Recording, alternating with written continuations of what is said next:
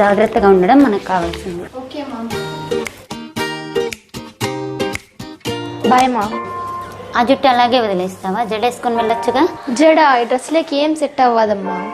నువ్వు కాలేజీకి చదువుకోవడానికి వెళ్తున్నావా, స్టైల్గా ఉండడానికి వెళ్తున్నావా? ఏంటక్క కొత్తగా రూల్స్ పెడుతున్నావు? వెళ్ళని కాలేజీకి టైం అవుతుంది. బయట అమ్మాయిల మీద జరిగే అరాచకాలు చూస్తుంటే భయం వేస్తుంది సుజయ్. నిజమే, కానీ అందరూ ఒకేలా ఉండరు కదక్క. నేనేమైనా అలా ప్రవర్తిస్తున్నానా? అది మా పెంపకం సుజయ్.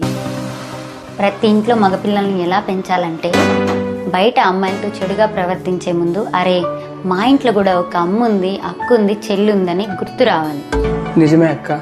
సరే అమ్మా, నాకు టైం అవుతుంది, నేను వెళ్తున్నా. నిజమే, మా అక్క ఆలోచించినట్టు ప్రతి ఇంట్లో ఆలోచిస్తే సొసైటీలో ఎంతో మార్పు వస్తుంది. అమ్మ చెప్పింది కూడా నిజమే కదా, బయట సొసైటీ కూడా అలానే ఉంది. మన జాగ్రత్తలో ఉండడం మనకే మంచిది.